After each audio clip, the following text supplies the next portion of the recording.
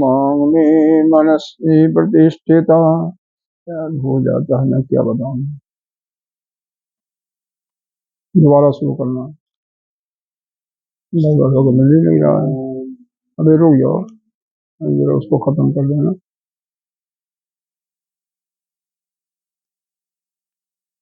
आ गया। हाँ, तो एक बार उनकी ध्वनि बोल करके मैं शुरू कर रहा हो गया।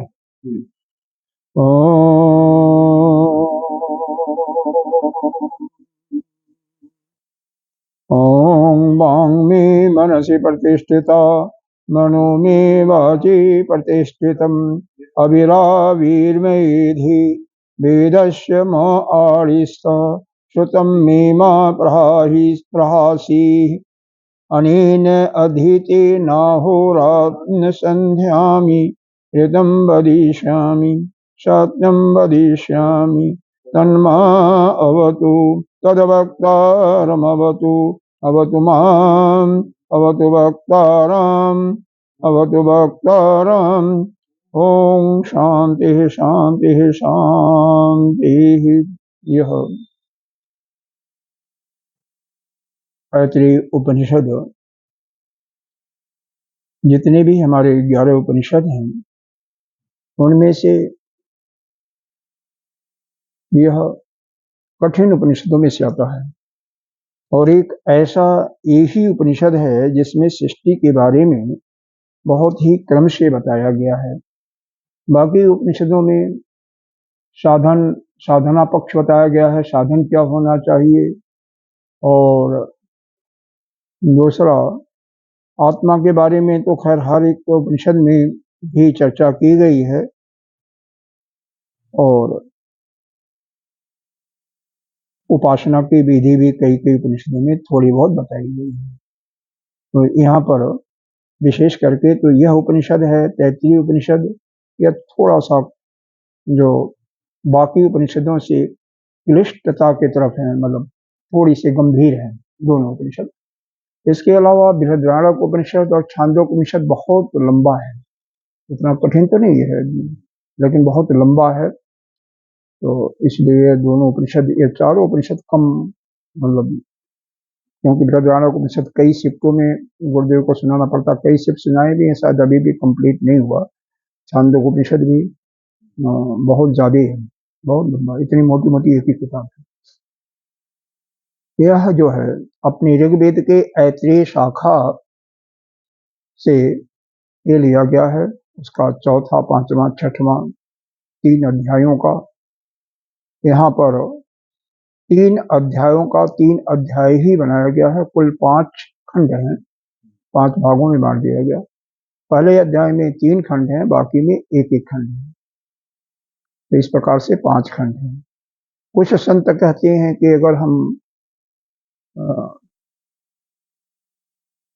इस शांति मंत्र को अलग खंड ले लें तो 6 खंड हो जाते हैं, तो कईयों ने शांति मंत्र को अलग खंड के रूप में भी स्वीकारा है। पहले इसमें क्या है, ओम आत्मा इदम एक वा इदम एकम वा एवाग्रे आसीत। ओम आत्मा इदम एक वा एवाग्रे आसीत,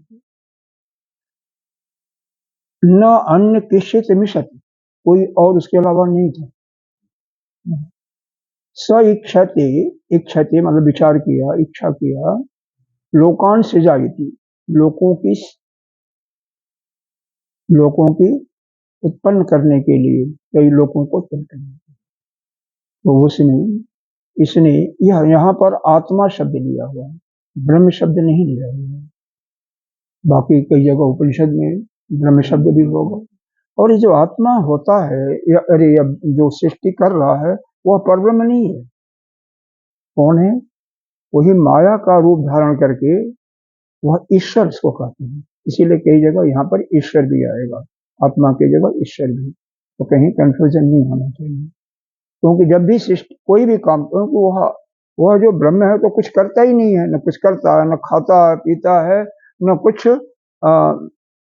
मतलब किसी प्रकार का कोई भी उसमें सक्रियता नहीं होती है।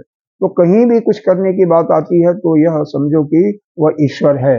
और अपने व्यष्टि में आएगा, ये तो समष्टि की दृष्टि से व्यष्टि में आएगा तो उसको अपना जीवात्मा मानिए, क्योंकि वह जो शुद्ध आत्मा वो तो कुछ करता धरता नहीं। तो यह आत्मा का शब्द का जो है ना, दो अर्थ क्या तीन अर्थ, कहीं कहीं ये जो शरीर है इसी को आत्मा कहा गया है। तो थोड़ा सा उसको कैसे अलग करना है, और जो अपना पाठ जैसा है, जैसा प्रकरण है, प्रकरण के अनुसार ही उसका अर्थ लगाया जाए। कई बार ये भी होता है, जैसे ये प्रिंट होता है तो प्रिंट में कई बार गलतियां भी हो जाती हैं, चाहे वह गीता प्रेस का हो चाहे वह चौखंबा का हो, छोटी मोटी गलती हो जाती है। उस गलती को कैसे पॉइंट आउट करते हैं तो गुरुदेव क्या कहते हैं कि ये जो भाष्य है ना, भाष्य में अगर किसी शब्द का, क्योंकि इस पर टीका भी है, बाकी लोगों का भी भाष्य अवेलेबल है, जैसे कैलाश आश्रम से मेन एक किताब इसकी अलग छपी हुई है। तो भाष्य में जिसको किसी शब्द का अगर किसी में छूटा हुआ, मान लो गीता प्रेस में छूटा हुआ है, एक जगह स छूटा हुआ है तीसरे खंड में या कहीं दूसरे खंड में, तो वह उसमें कैलाश वाले में है, तो उसका भाष्य किया भगवान ने, भाष्यकार ने हमारे, इसलिए जिस पर भाष्य किया है वही शब्द होगा। मतलब जिसमें नहीं है इसका मतलब वहां पर होना चाहिए, लेकिन अपने हाथ से करेक्शन कहीं नहीं करना है, अपने आप समझ करके उसको कहीं अलग से हम नोट कर सकते हैं। और तो लिखने की बात अलग है, लेकिन मंत्र में कोई करेक्शन नहीं करना चाहिए। परसों एक चीज आया था ना, जगन्नाथ मिश्रा का, याद करो, तो गीता जी में एक जगह ददान वाहन बहन के अर्थ में, जिसको बहन करना होता है, ढोना होता है, उसके अर्थ में उन्होंने गोल करके लाल से ददाम लिख दिया, ध्यान आ रहा होगा। तो हाँ, भगवान ही स्वयं बालक के रूप में उनके घर जब सामान पहुंचाते हैं तो यहाँ पर चाटा लगा। अब भगवान क्या बताया जाए, बहुत गलत ऐसे है, कुछ कैसे हर एक चीज का वो भक्तों की चोट को अपने आप स्वीकार कर लेते हैं। तो यह जो है क्या किया उसने, इच्छाते लोकान से चाहिए, लोगों की उत्पत्ति करें। तो लोगों की उत्पत्ति शुरू में 4 लोगों की उत्पत्ति हुई, नाम याद है आपको? आपको तो क्योंकि ऐसा है ना, आपको तो केवल भगवान का ध्यान खास चीजें याद हो जाए तो ही अवस्था है ना, नहीं है। अम्ब है, काला है अम्ब, दूसरा है मरीचि, तीसरा है मर अर्थात मृत्यु लोक, और चौथा है आप अर्थात वही नीचे का, ठीक है। अम्ब जो है उसका प्रतिष्ठा स्वर्ग है, तो वह ऊपर जो लोक तक है वो, उसके नीचे वो आपका वो है मरीचि, जहाँ पर सूर्य की किरणें, बताया था ना, सूर्य की किरणें पड़ती हैं। और मृत्यु लोग तो सभी जानते ही हैं, मतलब ये तो हमें सबको मालूम ही है। और इसके नीचे वाला, वैसे तो ये कई जगह आया है 14 लोग हैं, तो नीचे वाले को एक लोग ले लिया आपके रूप में, ऊपर वाले को 2 लोगों में बांट दिया, 6 को 2 भागों में, और मृत्यु लोग भू मृत्यु लोग भू स्व महाजना तपा सत्यम को 2 लोगों में बांट दिया। जितने भी देवता हैं उनको ऊपर कर दिया सबसे। एक अध शब्द भी आया था जिसका मतलब होता है परे, ये विशेष बातें इसमें होती है। अब ये लोकों की जब सृजन हो गया, मतलब लोकों की स्थापना जब हो गई, तो होता है भाई, जैसे घर बनाओ, आश्रम ले लो गुरुदेव का, जैसे ये आश्रम मिल गया, मेरठ में भी आश्रम हो गया, तो यह होता है ना, किसी को रखना चाहिए। यहाँ पर लोकपाल की बात है, और यहाँ पर किसी भी कोई ब्रह्मचारी हो, कोई महात्मा हो, कोई गृहस्थ हो, जो कि तो रखना चाहिए ना, रख रखाव तो होगा ना। तो इसीलिए उस भगवान ने, उस ईश्वर ने सोचा कि लोकपालों की नियुक्ति करें। तो लोकपालों की नियुक्ति के लिए क्या किया उसने? यह समष्टि सृष्टि का वर्णन है, इसलिए समष्टि में हो रहा है। तो सबसे पहले बाड़ी बाड़ी को लिया, जिससे हम क्या कहते हैं, मुंह को। पहले मुंह को खोला तो क्या एक अंडा के रूप में निकला, वो मुंह बन गया। अब हर एक के तीन तीन सृष्टियों का वर्णन किया। तीन सृष्टियां कौन? तीन सृष्टियां कौन? एक भौतिक सृष्टि, जैसे मुंह बन गया, गोलक, जितने भी भौतिक सृष्टि हैं, इनके देवता आधिदैविक। मुंह का देवता क्या? वाणी का देवता कौन है? अग्नि। ठीक है। और इसका इंद्री कौन है? वाक इंद्री। तो इसी प्रकार से हर एक का, जैसे चक्षु है, तो चक्षु का देवता आधिदैविक सत्ता में देवता इसका आदित्य हो गया, सूर्य हो गया। और इसके इंद्री, वही चक्षु इंद्री हो गई। इसको नेत्र कहें तो इसको चक्षु इंद्री कह सकते हैं। श्रोत का देवता दिक्, दैविक सृष्टि में दिक् हो गया, और इसका श्रोत इंद्री हो गई, कानों का। इस प्रकार से हर एक इंद्रियों का, यहाँ से ले करके नीचे शिष्ण तक सबका। अब यह हुआ, जब ये देवता लोग हुए ना, तो भूख और प्यास, साथ में भूख और प्यास, अशना और पिपाशा, ये भी दोनों उत्पन्न किया था। लोकपालों के साथ अशनाया और पिपाशा। अशना का मतलब, अशनाया का मतलब भूख, और पिपाशा का मतलब प्यास। तो जो दोनों उत्पन्न हुए थे, इन लोगों को अशनाया और पिपाशा तंग किया। हम लोगों को तंग करती है, हमें भी तंग करती है। अगर मान लो 3 दिन 4 दिन तक ना करो ना, तो अगर कोई वेद का पाठ आपको याद हो ना, अच्छी तरह से याद हो, राजा सुनाओ, महाराज नहीं सुना पाओगे, नहीं सुना पाओगे।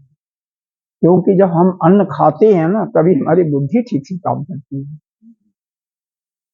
यह क्या, हर एक चीजों में ऐसे ही है। और जो, हाँ, दोनों बातें हैं। देखो, अगर ज्यादा खा लिया, नशा हो जाए मतलब उसमें हमारी, मतलब तमोह की प्रवृत्ति हो जाती है ना, हमें नींद आती है। अब दूसरों को मैं नहीं कर सकता, लेकिन हमें तो आ जाती है। भोजन ज्यादा हो गया ना, तो यह तम का प्रकोप हो जाता है। अच्छा, जितना हल्का होता है उतना ही शरीर हल्का होता है। जैसे व्रत के दिन, फास्टिंग के दिन, अब वैसे भी आप न खाइए तो शरीर बिल्कुल हल्का है। शुद्ध दूध और फल अगर मिले तो जो भी खाते हैं वो हमेशा तरोताजा रहती है। लेकिन यहाँ पर तो कुछ सब बनावटी, इस सारे भारतवर्ष में तो ऐसे ही है। क्या है, सब चलता है, क्या किया जाए, इतनी जनसंख्या बढ़ती जा रही है, कोई कंट्रोल नहीं है, तो ऐसे ही होगा। ठीक। अब उसके बाद सृष्टि हो गई, लोकपालों की नियुक्ति हो गई, तो भूख प्यास से वह गिर पड़े। कहाँ गिरे? वो समुद्र में गिर गए। कौन सा समुद्र? संसार रूपी समुद्र। संसार रूपी समुद्र, जिसमें उसका वर्णन भी किया गया है। जो दुख, जरा, मरण, या जो शरीर के 6 विकार होते हैं, उससे पीड़ित होते हैं। अस्थि जायते, वर्धते, परिमणीयते, अपक्षीयते और विनश्यति। इन्हीं विकारों से जो पीड़ित है। और उसमें फिर राग द्वेष इत्यादि और ले लो, तो उसमें जब पीड़ित हो गए, फिर इन्होंने कहा, इन देवताओं ने कहा, हमें कुछ खाने को ले चाहिए। पहले तो खाने के लिए कहाँ हम खाएंगे, स्थान दीजिए, स्थान दीजिए। तो स्थान दिया। क्या दिया उन्होंने? जब ये गोलक वगैरह बना दिए, तो जहाँ जिसकी जो पसंद आए, जो जिसका स्थान हो, वहां पर जाइए। तो यह सभी सभी अपने स्थानों में आ गए। जैसे नेत्र में आदित्य आ गया, मुंह में वो आ गया, अग्नि आ गई, हृदय में चंद्रमा आ गया। चंद्रमा मन सो जाता होता है, तो हृदय में स्थित हो गया। इस प्रकार से सारे देवता अपने अपने गोलकों में स्थित हो गए। जब देवता अपने स्थित हो गए तो उन्होंने कहा कि अब तो हम स्थित हो गए, भोजन कर सकते हैं, अब हमें अन्न चाहिए। भाई हमें खाने के लिए कुछ चाहिए ना, तो खाने के लिए चाहिए, जैसे हम लोग करते हैं, उनको भी वही है। और इसीलिए कहते हैं कि अगर वो, क्योंकि देवता मूर्छित होकर के गिरे थे, इसीलिए कोई भी व्यक्ति यहाँ पर आया हुआ है, अगर भूख लगेगी तो वह गिरे। हाँ, चक्कर आता है ना, हाँ वही आता है। इसीलिए यह सब सृष्टि का वर्णन इतना सुंदर तरीके से बताया गया है, थोड़ा सा मन में बैठा लिया जाए तो हमें कोई परेशानी होती है ना तो मालूम हो जाएगा इस कारण से आ रहा है। जब हमारे पूर्वजों को, अरे देवता लोग जो बने थे उनको परेशानी हो रही तो नहीं। फिर अब ये जो तीसरा खंड है, जो अब शुरुआत हो रही है ना, इसमें अन्न के उत्पत्ति का वर्णन है। अन्न की उत्पत्ति कैसी, अन्न उस परमेश्वर ने, उस ईश्वर ने कैसे किया, उसी का वर्णन है। तो आइए इसका वर्णन वाला श्लोक पढ़ते हैं। बहुत आसान है वैसे। हाँ, स इक्षते, तो सामने हमने कर दिया था। स इक्षत एमे नु लोकाश में एक ही लोकाश लोकपालाश्च अनभ्य अन्नम अभ्य इति। बहुत छोटा श्लोक है, ये मंत्र है। उसने इच्छा किया, स वह कौन है, वही ईश्वर ने इच्छा, अरे कि लोक और लोकपालों की नियुक्ति के लिए, नियुक्ति के बाद कि हम अन्न को भी उत्पन्न करें। लोकपाल तो हो गए, लोक भी हो गए, 4 लोक भी बन गए, लोकपाल भी हो गए। अब इनके लिए, देवताओं के लिए कुछ खाने की व्यवस्था के लिए अन्न उत्पन्न करें। अन्न जो होता है ना, देखो अन्न भक्षण भी किया जाता है और अन्न ही दूसरों को भक्षण भी करता है। वैसे इसको समझो जरा, किशन जरा, अब उसमें ध्यान मत दो, इधर देखो। अन्न भक्षण करते हैं, इसको तो जानते हो सभी लोग, अभी हम खाते हैं वही अन्न भक्षण करें।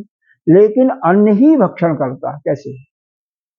शेर के लिए हम अन्न है, जो चीज खाया जाता है वही अन्न है।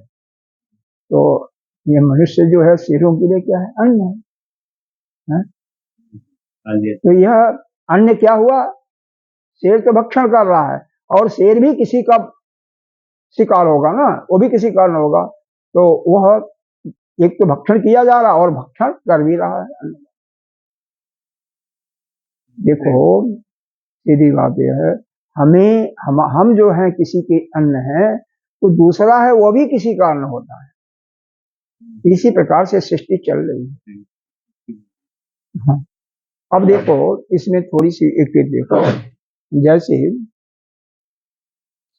कोई जब अच्छा चीज आ जाता है ना, जुकाम हो गया लगता है, कोई चीज जब अच्छा हो जाता है तो जो थोड़ा सा उससे निकृष्ट नहीं कहिए, थोड़ा सा मध्यम चीज का होता है, उसको आदमी छोड़ देता है, त्याग देता है। बंदर है, बंदरों को अगर डबल रोटी दो तो बड़े प्रेम से ले लेंगे।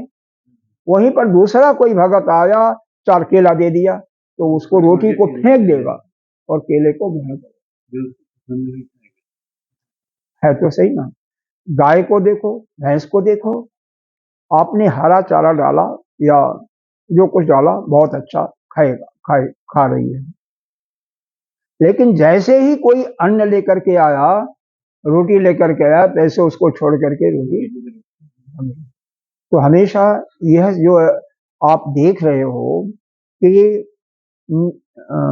जो श्रेष्ठ अगर किसी को मिल जाता है तो उससे जो कम नंबर की होती है, निकृष्ट उससे होता है, उसको त्याग देता है। लेकिन अब आप हम लोगों पर आइए, मनुष्यों पर आइए। मनुष्यों पर यही, इसी को समझाने के लिए यह सब चीजें हैं कि मनुष्यों के लिए श्रेष्ठ क्या है। क्योंकि जब मनुष्य का जन्म हुआ था उसका मेन मुख्य प्रयोजन था आत्मज्ञान की प्राप्ति करके यह इस जो संसार सागर है उससे मुक्त है। तो ये श्रेष्ठ ज्ञान प्राप्त हो रहा है, तो जो इससे निकृष्ट हैं, हम निकृष्ट में देखो, इसके पहले थोड़ा सा सोचो, पीछे आया था मंत्र में कि जो कर्म है, यानी यज्ञ तप इत्यादि वेद के अनुसार कर्म की बातें कर रहे हैं। ये तो अपना हम लोग कर्म करते हैं वो तो शायद करना भी पड़े, वैसे रोटी का इत्यादि का तो करना ही पड़ेगा, उसकी बात नहीं हो रही है। जो वेद के अनुसार कर्म होते हैं, इस चीज को ज्यादा ध्यान से समझिएगा। वेद के अनुसार क्या कर्म है? यज्ञ तप अग्निहोत्र दान इत्यादि, ठीक है। और उपासना, भक्ति, प्रेम, पूजा पाठ इत्यादि, पूजा ध्यान इत्यादि। तो जब ज्ञान की हो रही तो बाकी चीजों को त्याग दो।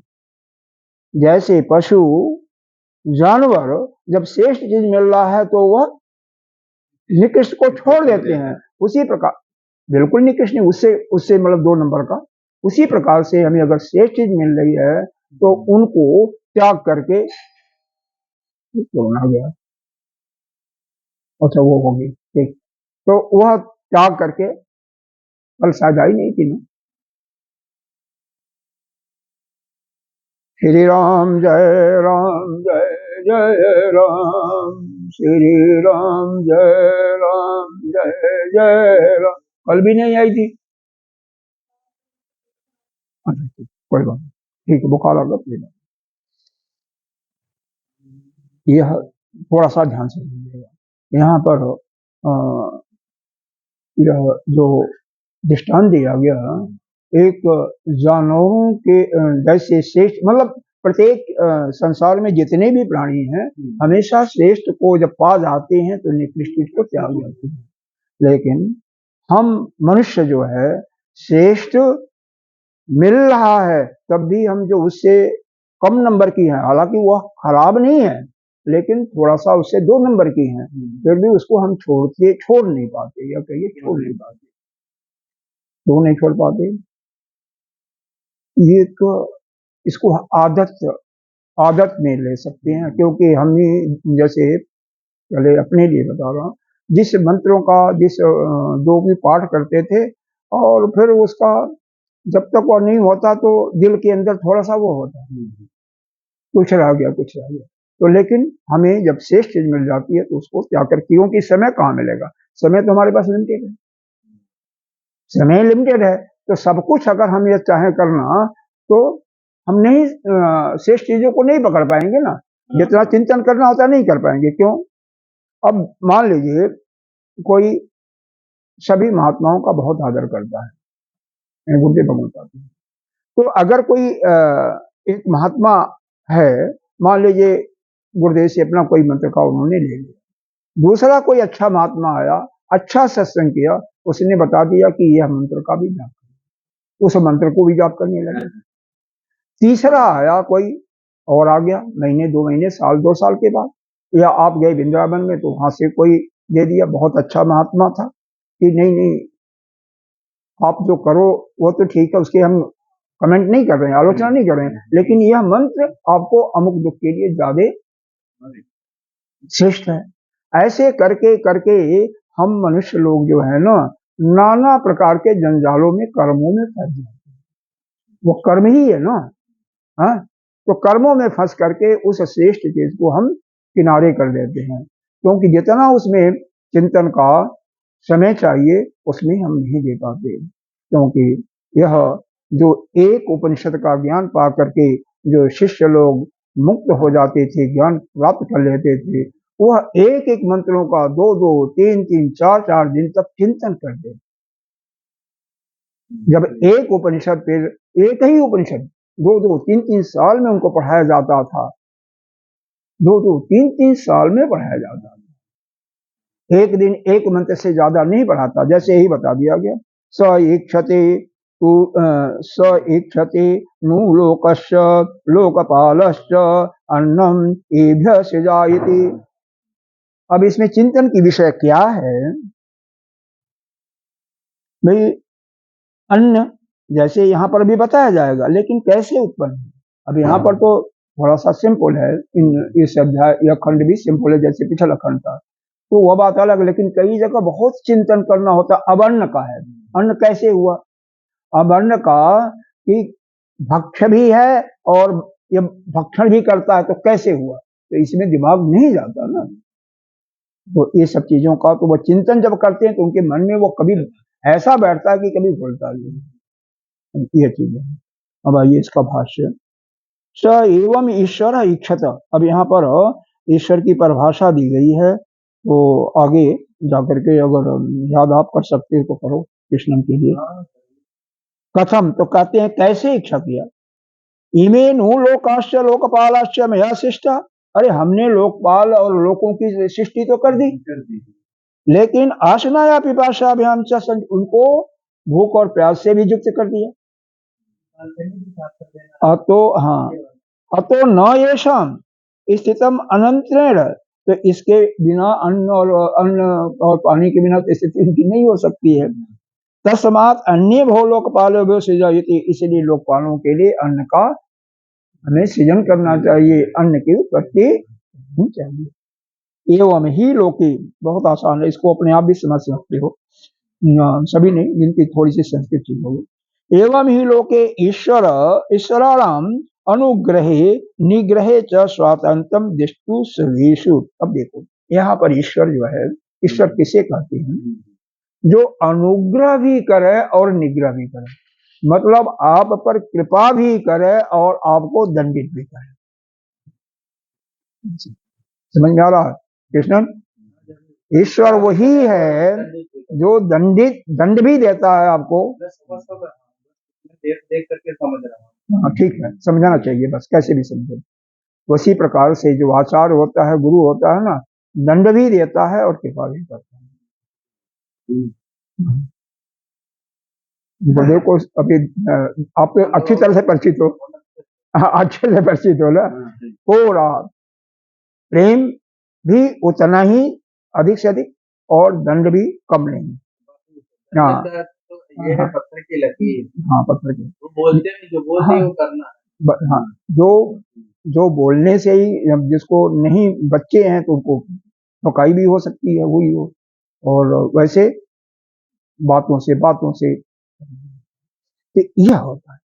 और क्या है इसके अलावा, तो यह निग्रह और ईश्वर, और क्या नाम है आपका, अनुग्रह। तो कभी कोई आपको समस्या हो तो किसकी आराधना करनी चाहिए, उसी पर। कल गीता जी में भी आया था ना, जो देवताओं की भी वह करता है, प्रार्थना करता है, अज्ञान से करता है, लेकिन उसके पर कृपा नहीं करता है, किसी रूप में कोई करता है, लेकिन वहां पर सीमित मिलेगा। और जो मेरी आराधना ज्ञान पूर्वक तत्व की दृष्टि से करेगा, उसको सब कुछ मिलेगा। वो कोई चीज है, तो कभी भी कोई चीज चाहिए तो किससे, उसी पर नहीं। और जिसको भी करो, मान लो अब छोटे देवता की कर रहे हो, तो यह मानो कि आप के अंदर जो आत्मा है, उसके अंदर आत्मा, दोनों एक है और वही ब्रह्म है, बस। तो वो वही उसी की आराधना हो जाएगी, क्योंकि निर्गुण निराकार की जल्दी आराधना हो नहीं पाती है, जल्दी समझ में नहीं आता सबके, हमारे भी नहीं आता। स्वातंत्रम दिष्टु शेष, वह अपने आप में स्वेश, मतलब अपने आप में स्वतंत्र है। हमारे यहाँ पर देखो जज लोग भी स्वतंत्र नहीं है, स्वतंत्र है, अरे वो कानून के अंदर दायरे में बंधे हुए हैं। हाँ, अमुक धारा, बस यही इतना स्वतंत्र है कि कितना दंड दिया जा सकता है किसी काम के लिए, 1000 रुपए या 100 रुपए से लेकर के जो भी उसमें लिमिट होगी उतना तक कर सकते हैं, इसके लिए स्वतंत्र है, लेकिन उसके बाहर नहीं जा सकते हैं। और हम लोग क्या स्वतंत्र है, हर एक आदमी कहीं कहीं से तो स्वतंत्र है, लेकिन वह ईश्वर बिल्कुल स्वतंत्र है, अपने आप में स्वतंत्र है, उसको किसी की कोई नहीं। तद वन महेश्वरस्यापि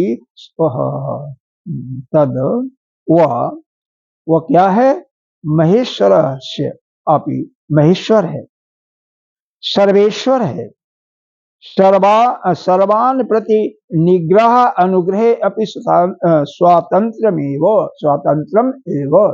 यह इसका अपनी अभी डिफिनीशन हो गया। ईश्वर तद के जगह आप यहाँ पर परिभाषा अगर देना चाहें तो ईश्वर महेश्वरस्यापि सर्वेश्वरस्य सर्वान् प्रीति अनुग्रह निग्रहे स्वातंत्रमेव। यह इसका यहाँ पर डेफिनेशन दे दिया।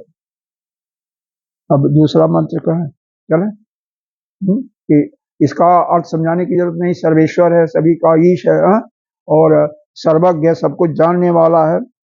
अरे हमारे मन में क्या छिपा हुआ है, हम क्या सोच रहे हैं, वो भी ईश्वर जान जाता है, सबको मालूम है, क्योंकि वो हमारे अंदर ही तो बैठा हुआ आत्मा के रूप में, सब कुछ मालूम है। अब इसको हाँ आप ध्यान से देखिएगा, क्योंकि गलती होगी तो बताइए। सो अपोभ्य अपभ्य अपोभ्य तपः तपः तपत तभ्यो अभि अभि तभ्यो अभितप्त तब तब अभ्यो मूर्ति अजायत या वै सा मूर्ति अजायता न वै तत् न वै तत्। उसमें संधि दिया है ना, इसीलिए आपको कहा जरा थोड़ा संधि विच्छेद दिया हुआ। हाँ नहीं, इसीलिए कहा ना। सो आपो, वह ईश्वर क्या है, अभ्य सो अपो अभ्य तपताभ्यो, मतलब क्या किया उसने, तपस्या किया। भाई देखो, ब्रह्मा जी ने तपस्या किया था नहीं, ब्रह्मा जी ने, अब यहाँ पर पुराणों में आप क्या पढ़ोगे, पुराणों में क्या पढ़ोगे आप कि क्या बताया जाता है कि विष्णु क्षीर सागर में विष्णु भगवान लेटे हुए हैं, उनके नाभि से एक कमल निकला, और उसी कमल के ऊपर ब्रह्मा जी प्रकट हुए। तो वह सोचने लगे क्या करूं क्या ना करूं, तो आकाशवाणी होती है तो और पौ उनको सुनाई दिया, तो उसको मिला करके उन्होंने कहा तप करना शुरू कर दिया, और उस तप के बल से ही सृष्टि होती है, तप के बल से वो सृष्टि की उत्पन्न करते हैं। अब यहाँ पर कहीं तप का भी परिभाषा दिया होगा या नहीं दिया होगा, तो कहीं और न किसी उपनिषद में दिया होगा तप का परिभाषा, यहाँ पर तो नहीं दिया हुआ सर। स ईश्वरो अन्नम शीर्षता एवं अन्न रचने की इच्छा वाला उस ईश्वर ने क्या किया, जैसे कि पूछे वर्णन किया गया है, अपह उद्देश्य अभ्यतपत, जल को ही उद्देश्य करके तप किया, क्योंकि जल भी था उस समय पृथ्वी नहीं थी, तो जल का ही उद्देश्य बनाया, और उसी को तप का मतलब यहाँ पर विचार करना, चिंतन करना, ठीक है ना, चिंतन करना, विचार करना। अब जल में तपस्या क्या करेगा, ताभ्यो अभितप्ताभ्य उपादान भूताभ्यो मूर्ति घन रूपम धारण समर्थम चर अचल लक्षणम अजायतो उत्पन्नम। अब ऐसा जब तप कर किया उसने, तो वह जो अभितप्त जल हुआ, जिस जल में जैसे मंत्र पढ़ते हैं ना, तो जल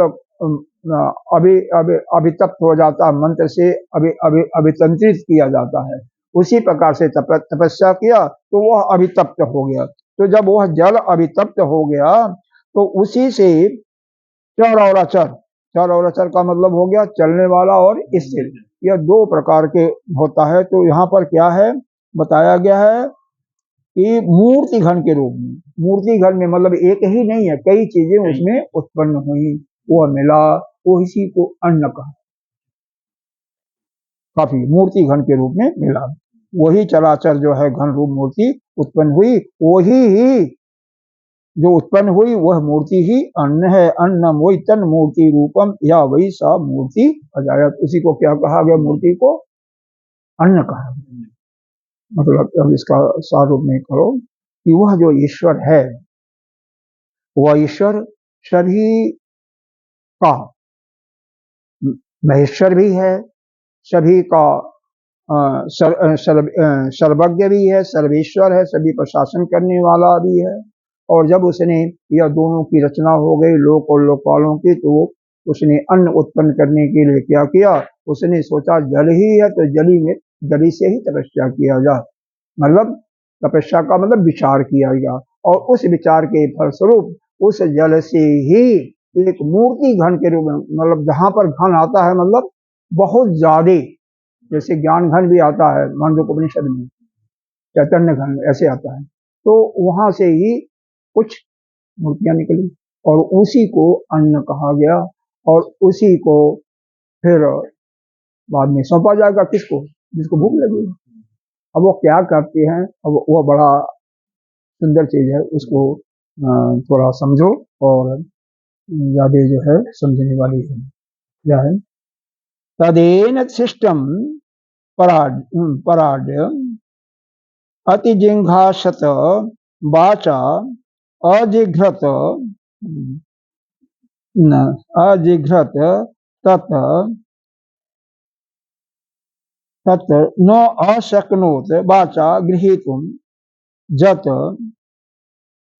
जतधैन वाचा गृह्यत अभिव्याहृत्य हैव अन्नम अतृप्तसत्।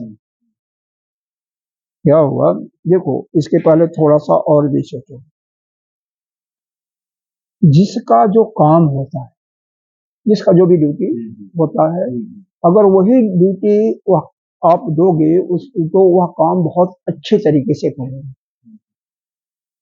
उदाहरण के लिए आप लोग मान लो लिंटर लग रहा है किसी छत में, हाँ, तो आप देखे होंगे कि वहां पर 50 मजदूर होते हैं, 30-40 तो होते ही हैं, छोटे लिंटर में भी 25-30 से कम नहीं होते।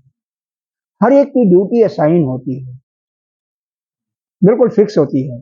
तुम्हें गारा बनाना है, मतलब गारा कहते हैं हमारे यहाँ, पता नहीं क्या यहाँ पर, सीमेंट और मिला करके, जिसको मिलाने का काम है वो मिलाएगा ही, जिसको ढोने का काम है ढोएगा, जिसको ईंटा धोने का काम है ईंटा ढोएगा, दूसरा काम नहीं करेगा। ठीक है, वह यही होता है। अच्छा, वही काम करेगा, और जिसको मिस्त्री के पास खड़ा है तो उसको जो जरूरत होगा वही करेगा, गारा लाने वाला दूसरा होगा, ईंटा लाने सब अलग। अब मान लो मालिक गया, मान लो आप गए, या मैं कोई भी, एनीबडी जो मालिक है उसका, मालिक गया तो वो देखा ये तो खाली बैठा हुआ है, मान लो उसने अपना काम समाप्त हो गया, खाली बैठा हुआ, तो उसको दूसरा काम, क्योंकि मालिक को तो सब कुछ दिखाई देता है, 10 मिनट 5 उनकी जरूरत नहीं है, 29 तारीख से समाप्त हो गया।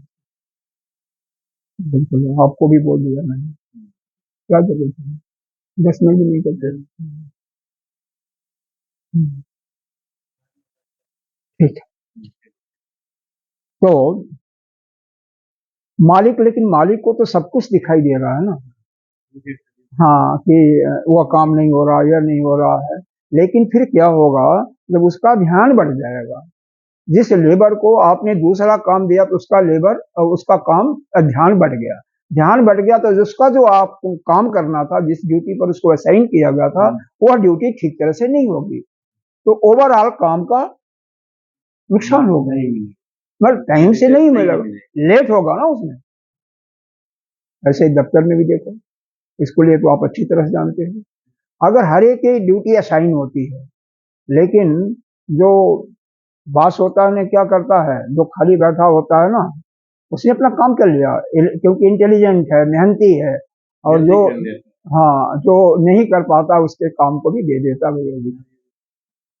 तो आज समय देखो, 4 लड़के हैं, 5 लड़के हैं, आपने ड्यूटी असाइन किया, एक का काम सफाई के दृष्टिकोण से, एक का काम भोजन, एक का काम शाम का भोजन, इस प्रकार से एक का पूजा पाठ इत्यादि, इस प्रकार से कर दिया। अगर कोई खाली बैठा हुआ है, उसको दूसरा काम दोगे तो न वह कर पाएगा ठीक से, नहीं कर पाएगा। इसी प्रकार से ये जो इंद्रियां हैं, इनको अब इन पर है बताना है, इंद्रियों को जो काम असाइन किया हुआ वह फिक्स है। अब हाथ का काम क्या है, ग्रहण करना, कोई वस्तु दो उसको ले लेती है, कोई वस्तु दो ना उसे ले लेती है। पैर का काम क्या है, चलना, गमन करना, हर एक का काम है।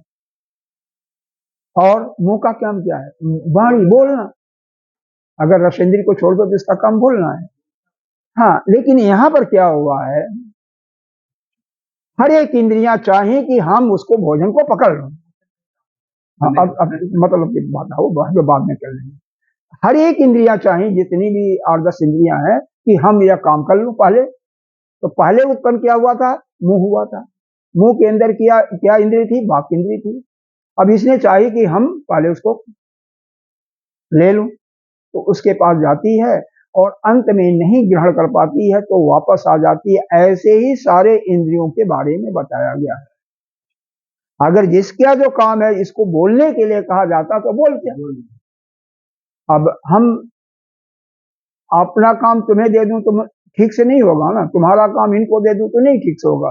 इसीलिए बताया जा रहा है कि जो जिसका काम है उसी को करने दो। उसको अगर वह खाली है इंद्रिय तो उसको दूसरा काम मत असाइन कराओ। तो चूंकि पहले उत्पन्न हुआ था इसलिए उसके मन के अंदर इच्छा हुई कि मैं पहले भोजन ले लूं। ठीक है, तो अब इसका मंत्र का अर्थ समझिए।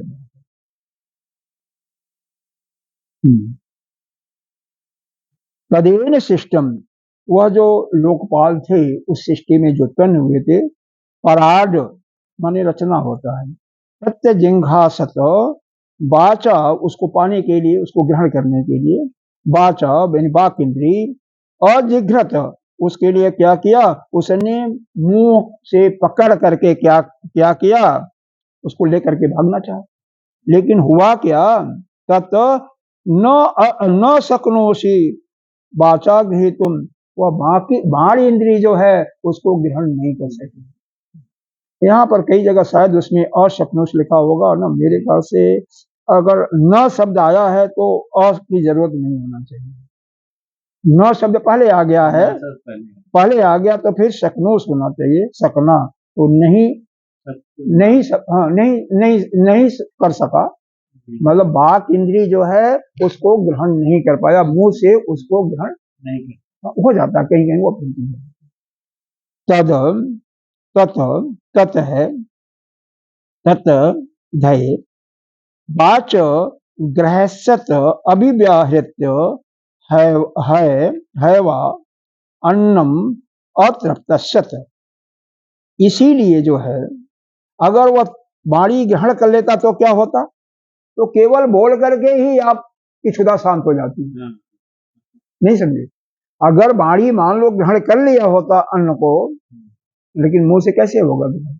हालांकि हमने देखा है, आपने देखा नहीं देखा है, मुंह से खाने के लिए, अरे कम से कम हम पीते तो हैं मुंह से। महाराष्ट्र वाले नहीं पीते हैं, जल लेंगे आगे कर, हाँ, वो समझ जाएंगे कि वाला पी रहा है, मुंह लगा करके।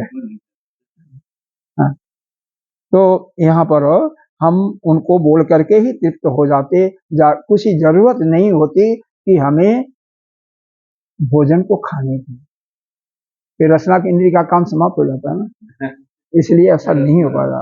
इसी प्रकार से हर एक इंद्रियों के विषय में आया है, बाकी बहुत आसान हो जाएगा, एक को समझ लो फिर सब समझ में आएगा। तद एनत, तत् एनत, एनत शब्द आएगा, तत् एनत अन्नम लोक लोकपाला लोकपालानम अर्थे अभिमुखे शिष्टम तत् अथा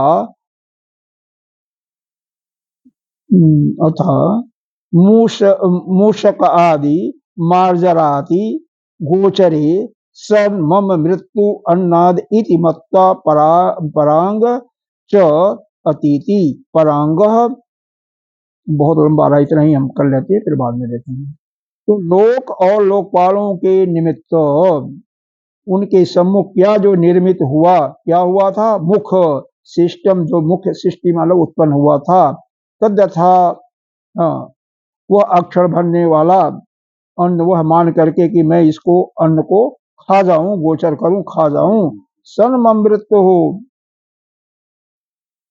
तो मेरी मृत्यु इति मत्वा, ऐसा समझ करके कि नहीं खाऊंगा तो मेरी मृत्यु हो जाएगी, ऐसा सोच करके परांग चीतति, परांग मतलब जैसे चूहे यहाँ पर दिया हुआ ना, मूसक आदि मारजार, मतलब बिल्ली होता है ना, मारजार बिल्ली को कहते हैं। तो जैसे मूसक और बिल्ली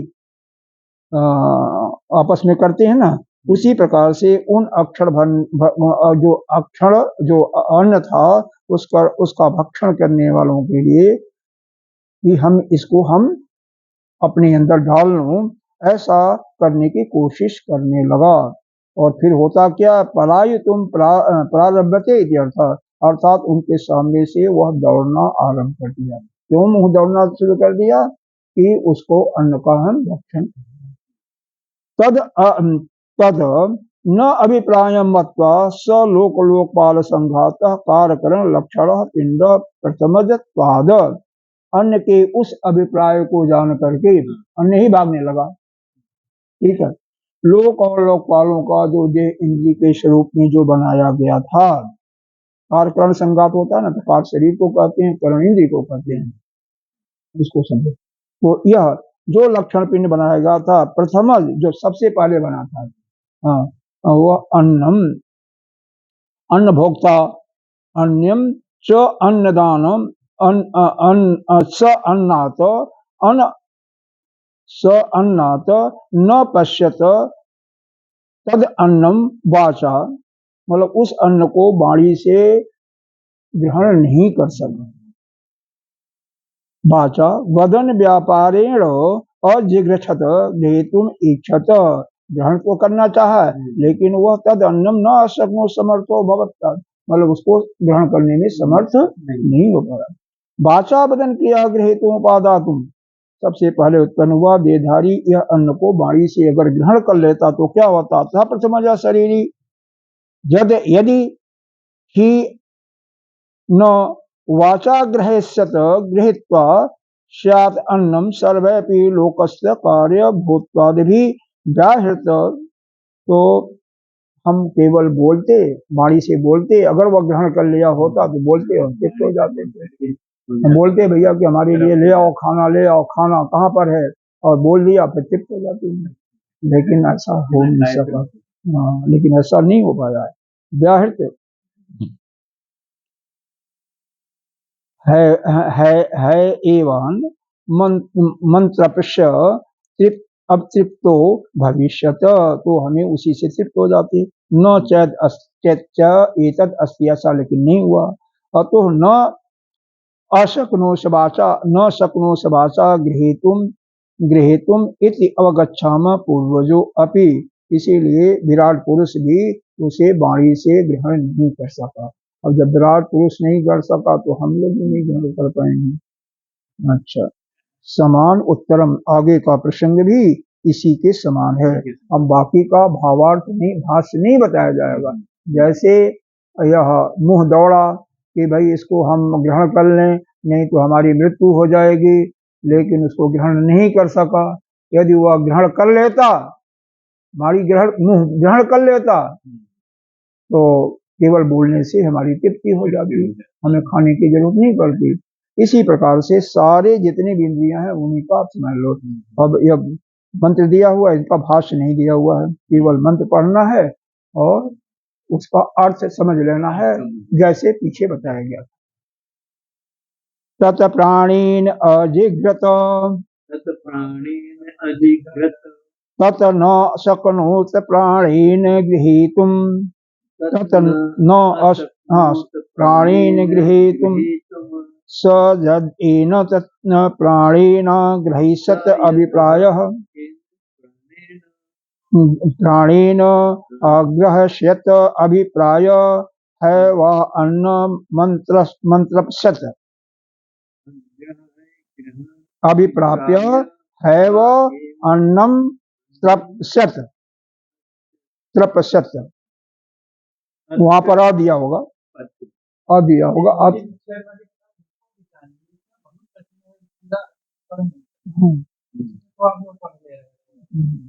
ठीक है, कोई बात नहीं, फिर अभी जाएंगे तो एक और लाएंगे, आपके लिए लाएंगे।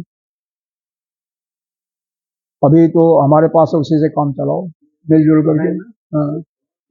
हाँ, एक है उसे हम भी पढ़ते हैं, उसे पढ़ते हैं। फिर उसने इसे प्राण से ग्रहण करना चाहा, तत् प्राणीन अजिघ्रत माने उसको ग्रहण करना, प्राण से मतलब जिग्रत करना चाहा, सुन करके ही होगा और क्या होगा। प्राण के पास तो उसकी श्रोतेंद्रिय क्या है, नासिका है, नासिका तो सूंगी होगा, करना चाहा, लेकिन न सपनों से प्राण इन गृहीतुम, प्राण जो है उसको ग्रहण करने में अशक्त हो गया, समर्थ नहीं हुआ। स स स एनत प्राणेन ग्रहिष्यत, यदि वह ग्रहण कर लेता, इसका प्राय वो ग्रहण कर लेता तो ह अन्नम मंत्र तत्व, तो फिर जो है हमें अन्न की जरूरत नहीं होती, हम सूंघ करके ही अपना गुजारा कर लेते।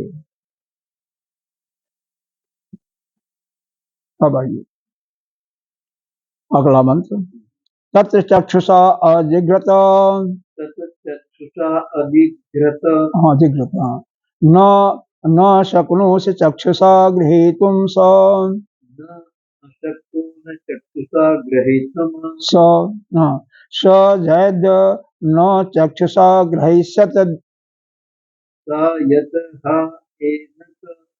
एनत चक्षुषा ग्रहिष्यत, चक्षुषा ग्रहिष्यत, हाँ अग्रहिष्यत, ठीक है, चलो चलो, दृष्ट्वा ह एवात न मंत्रप्स्यत, दृष्ट्वा ह एव अन्नम अत्यस्यत, हाँ, उसने उस नेत्र से ग्रहण करना चाहा, लेकिन नेत्र ने भी ग्रहण करने में समर्थ नहीं हुआ। यदि ऐसा वह नेत्र ग्रहण कर लेता तो हम केवल देख करके ही तृप्त हो जाते। ऐसे ये बहुत आसान है, हर एक इंद्रिय हाँ, केवल पढ़ना ही है। तत्र श्रोतेण श्रोत्रेण अजिघ्रत अजिघ्रत अन्न अन्न अशक्नोष श्रोत्रेण गृहीतुम् अशक्नोत श्रोत्रेण ग्रहीतुं स जत स यत श्रोत्रेण ग्रहिष्यत, एतः श्रोत्रेण अग्रह्यत, हाँ, श्रुत्वा हैवात श्रुत्वा ह एव हैव अन्नं तृप्स्यत, अन्नम अतृप्स्यत, असल में मात्रा आ का होता ना तब लगता है, हाँ। ततः उसके बाद श्रोत इंद्रिय जो है, श्रोत इंद्रिय उसको, श्रोत इंद्रिय क्या करती है, सुन करके ग्रहण करती है। तो अब कानों से उसको कैसे हम भोजन को ग्रहण कर सकते हैं, वो ग्रहण करना चाहा लेकिन वो अभी ग्रहण करने में असमर्थ रहा। यदि ऐसा हो जाता तो हम केवल सुनते और तृप्त हो जाते। हम देखो इसमें कितने इंद्रियों का व्यावर्तन कर दिया, वाणी का कर दिया, चक्षु का कर दिया, श्रोत इंद्रिय का कर दिया, अब त्वचा का। तत त्वचा अजिघ्रत न अशक्नोत त्वचा गृहीतुं स जत एनत त्वचा ग्रहिष्यत अस्पृष्ट्वा ह एव एनत एव अन्नम अतृप्स्यत, अतृप्स्यत। तो इसी प्रकार से कौन का त्वचा इंद्रिय उसको ग्रहण करना चाहा लेकिन नहीं ग्रहण पाया। तो अगर ये ग्रहण कर लेता तो केवल हम किसी वस्तु को छू देते, स्पर्श कर देते और हम तृप्त हो जाते, खाने की जरूरत नहीं पड़ती। एक ही भोजन को आप 10 मिनट तक चलते रहते, समझे। अब इसके बाद मन को देखो, तत् मनसा अजिघ्रत, मनसा तत् मनसा अजिघ्रत, मनसा अजिघ्रत, हाँ, अन्न अशक्नोन मनसा गृहीतुं मनसा गृहीतुं स जत एनत मनो मनसा ग्रहिष्यत ध्यात्वा ह एव अन्नम अतृप्स्यत, हाँ, उसी प्रकार से मन से उसको ग्रहण करना चाहा लेकिन वो भी नहीं हो पाया, असक्नोष हो गया। अगर उसी मन से वह ग्रहण हो जाता तो क्या होता, ध्यान करते अपृत हो जाते। वैसे ध्यान से हो नहीं, ध्यान से उसे तृप्त हो जाते हैं हम लोग नहीं, लेकिन जो बड़े बड़े योगी, मतलब पुराने समय में सतयुग और त्रेता की बात मैं कर रहा हूँ, ऐसे ही करते हुए उनके पास इतनी शक्ति हो जाती थी, फूल से डायरेक्ट भोजन ले लेते थे। क्योंकि देखो भोजन कहाँ से मिलता है, पौधों को, वनस्पतियों को, सूर्य के प्रकाश से, सूर्य से ही वर्षा होती है, सब कुछ उन्हीं से मिलता है, सब कुछ उनके अंदर है, उन्हीं से तेज भी मिलता है, यानी खाद पानी भी समझो, तो वो सब कुछ वहीं से तृप्त हो जाते, सीधे ले लेते हैं, कर लेते हैं, लेकिन कहीं इक्का दुक्का एग्जाम्पल आता है। सभी आजकल का तो कोई योगी नहीं कहता, रामदेव बाबा को ले या कोई भी, अगर होता तो इसको बोलते दुनिया भर का व्यवस्था कोई नहीं, बहुत मुश्किल, अरे इतनी अपने अंदर इतना शांत नहीं, बहुत मुश्किल है। अब देखो, अब यह अंतिम जो है, नहीं अभी दो है, अब नीचे का तद तत तत् यशिष्णेन कृष्णेन अजिघ्रत अधिघ्रत तत् तत् तत् अन्न अन्न नहीं, तत् अन्न नहीं आएगा, तत् न शक्नोति तत् न होती अश्नेन गृहीतुम अशक्नेन गृहीतुम गृहीतुम ग्रहीतुं स यत यत् एनत येन शिष्णेन कृष्णेन अग्रहिष्यत अग्रहयिष्यत विसृज्य विस्तृत्य ह एव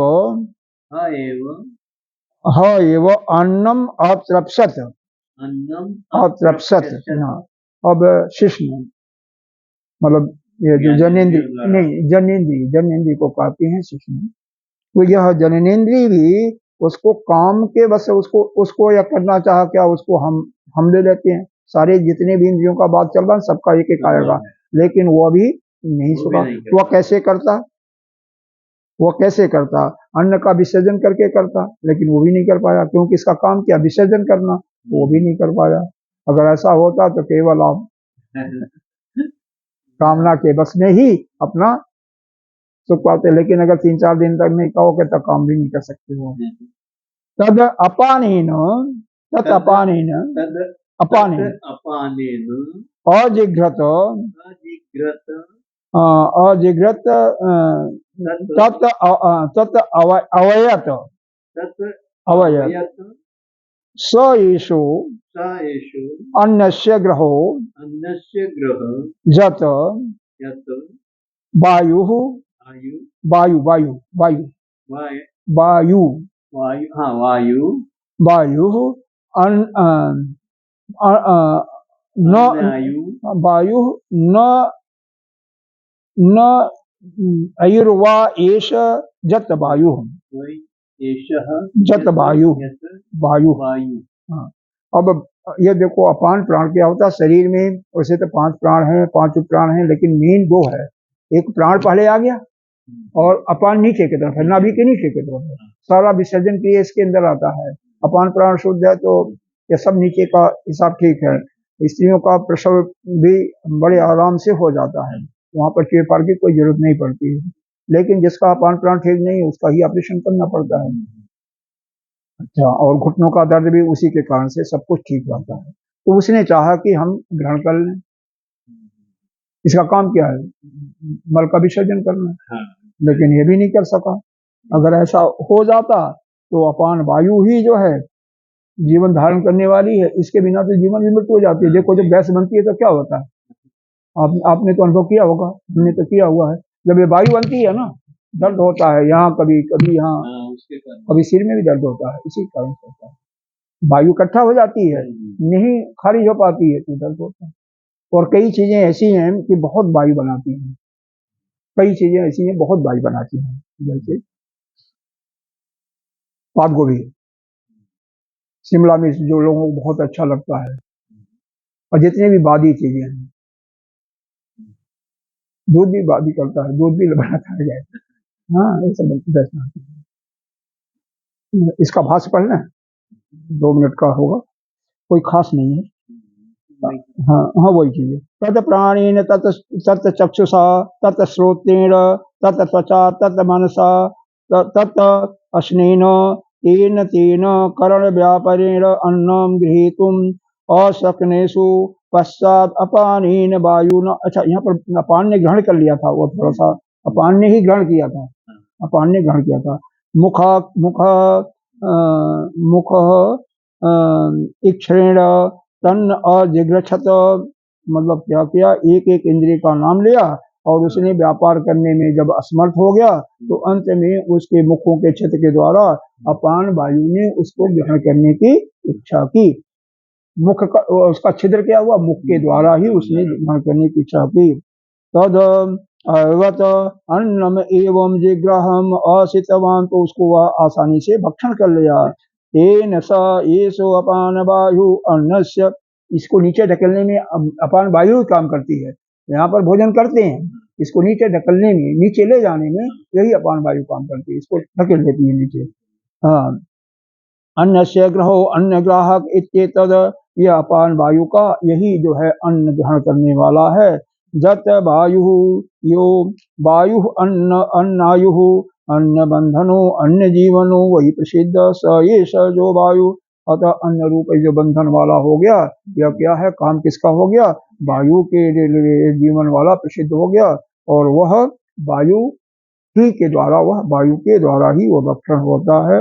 ओम पूर्णमदः पूर्णमिदं पूर्णात् पूर्णस्य मुच्यते पूर्णस्य पूर्णमादाय पूर्णमेवावशिष्यते। ओम शांति शांति शांति। हरि ओम।